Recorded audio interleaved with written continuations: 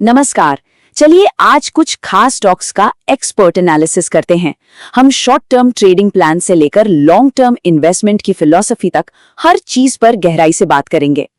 तो आज हम क्या क्या देखने वाले हैं?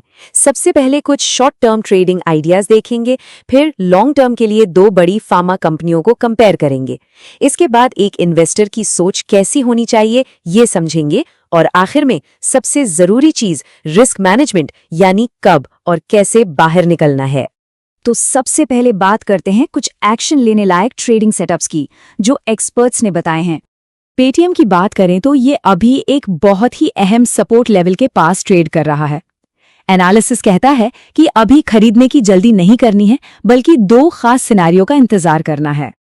अब उन दो में से एक सिनेरियो के लिए एक खास सिग्नल चाहिए, जिसे कहते हैं बुलिश कैंडलस्टिक पैटर्न। ये होता क्या है? सीधा सीधा मतलब है कि चार्ट पर एक ऐसा पैटर्न बने जो दिखाए कि अब बायर्स यानी खरीदार सेलर्स पर हावी हो गए हैं। ये खरीदारी के बढ़ते दबाव का एक विजुअल कंफर्मेशन है। तो पेटीएम के लिए प्लान क्या है? देखिए, दो रास्ते हैं, एकदम साफ। या तो स्टॉक को 999 रुपीस के लेवल के पास एक बुलिश कैंडल बनाने दीजिए।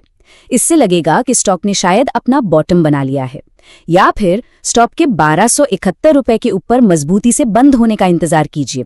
ये कंफर्म करेगा कि तेजी का मोमेंटम वापस आ गया है।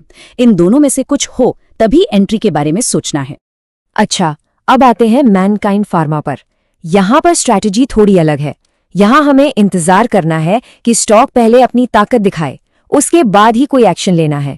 यहाँ का प्लान एकदम सीधा है। अगर स्टॉक 2105 रुपए के लेवल को पार कर जाता है तो ये एक मजबूत सिग्नल होगा। इसे एक बाउंस बैक प्ले की तरह देखा जा सकता है, मतलब गिरावट के बाद वापसी की उम्मीद। और अगर एंट्री लेते हैं तो पहला टारगेट 2285 रुपए का हो सकता है। और अब बात करते हैं येस बैंक की, जिस पर कई लोगों की नजर है। यहाँ एक ऐसा लेवल है जिसने स्टॉक को 5 साल से भी ज्यादा एक दायरे में रोक कर रखा है, और वो लेवल है 28 रुपये 35 पैसे। समझिए, अगर स्टॉक इसके ऊपर एक हफ्ते के लिए टिक जाता है, मतलब वीकली क्लोजिंग दे देता है, तो ये एक बहुत बड़ा ब्रेकआउट हो सकता है। क्यों? क्योंकि ये स्टॉक को 5 साल के लंबे कंसोलिडेशन से बाहर निकालेगा, जो अक्सर एक बड़ी रैली की शुरुआत होती है। अच्छा, अब दो ऐसे स्टॉक्स देखते हैं जहां पैटर्न अभी बन ही रहा है, मतलब यहां थोड़ा सब्र चाहिए। ये टेबल बड़ा मजेदार है क्योंकि ये दिखाता है कि टाइमिंग कितनी जरूरी है। हिकाल में एक इंस्टीट्यूशनल कैंडल, मतलब बड़े प्लेयर्स की एंट्री हुई है, और उसके बाद स्टॉक एक छोटे दायरे में है। यहाँ 228.80 के ऊपर ब्रेकआउट चाहिए, जिसके बाद 20 रुपए की और तेजी आ सकती है। वहीं दूसरी तरफ श्नाइडर इलेक्ट्रिक एक अच्छी तेजी के बाद अभी सुस्ता रहा है। यहाँ ट्रेडर्स मूविंग एवरेज के सही जगह पर आने का इंतजार कर रहे हैं, ताकि 880 रुपए के टारगेट के लिए सही एंट्री मिल सके। चलिए अब शॉर्ट टर्म ट्रेडिंग की दुनिया से निकलकर थोड़ा लॉन्ग टर्म की सोचते हैं, और यहाँ हम दो बड़ी फार्मा कंपनियों जीएसके और मैनकाइंड की तुलना करेंगे। जब बात लंबे समय के निवेश की आती है तो एक्सपर्ट्स जीएसके फार्मा को मैनकाइंड से बेहतर मान रहे हैं, और इसकी वजह बहुत बहुत जरूरी है।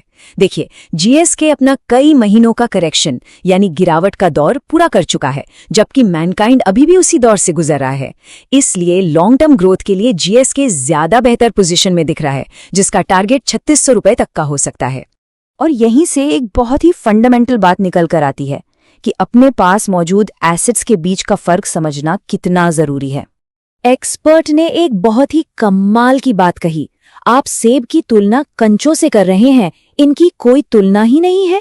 इसका मतलब है कि हर स्टॉक एक जैसा नहीं होता, और ये स्लाइड इस फर्क को एकदम साफ कर देती है। एक तरफ एचडीएफसी बैंक है, जिसे सोनी जैसा माना गया है। सोना हम गिरावट में खरीदते हैं और लंबे समय के लिए रखते हैं।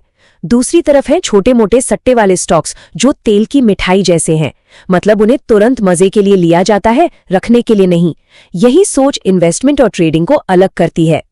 अब आते हैं सबसे जरूरी हिस्से पर, किसी भी स्ट्रैटेजी का सबसे अहम हिस्सा, ये जानना कि अपनी पूंजी को बचाने के लिए निकलना कब है। चलिए एक केस स्टडी देखते हैं, एक ऐसे स्टॉक की जो बहुत ज्यादा सट्टे वाला और इलिक्विड है, मतलब जिसमें खरीद बिक्री आसानी से नहीं होती। स्टेलिन सिक्योरिटीज जैसे काउंटर के लिए सलाह सीधी है। इसकी कम लिक्विडिटी और सर्किट चालित प्रकृति बड़े खतरे के संकेत हैं जो बाहर निकलने को प्राथमिक लक्ष्य बनाते हैं। तो यहाँ से एक मोटा मोटा नियम निकल कर आता है। जो छोटे मोटे एडवेंचर वाले स्टॉक्स होते हैं उनमें ऑल टाइम हाई से 15% तक की गिरावट ठीक है, लेकिन उसके नीचे वो खतरे का जोन है। यहाँ दो अलग अलग तरह की एग्जिट स्ट्रैटेजी है। केपीआई ग्रीन के लिए 386 रुपए के नीचे एक हार्ड स्टॉप लॉस है, मतलब अगर कीमत इससे नीचे जाए तो तुरंत निकल जाओ ताकि बड़ा नुकसान ना हो। वहीं ओएनजीसी में कहानी थोड़ी अलग है। वहां 254 रुपए का लेवल एक स्ट्रेटेजिक एग्जिट है। अगर ये लेवल टूटता है तो इसका मतलब है कि तेजी का पूरा आइडिया ही फेल हो गया है। तो इस पूरे विश्लेषण से एक बात तो साफ है, एक अच्छी स्ट्रैटेजी में सिर्फ एंट्री नहीं बल्कि एक साफ सुथरा एग्जिट प्लान भी होना चाहिए, चाहे वो शॉर्ट टर्म ट्रेड हो या लॉन्ग टर्म इन्वेस्टमेंट। तो सवाल खुद से पूछने वाला ये है, आपका एग्जिट प्लान किसी कीमत पर टिका है, किसी ठोस वजह पर या सिर्फ एक उम्मीद पर?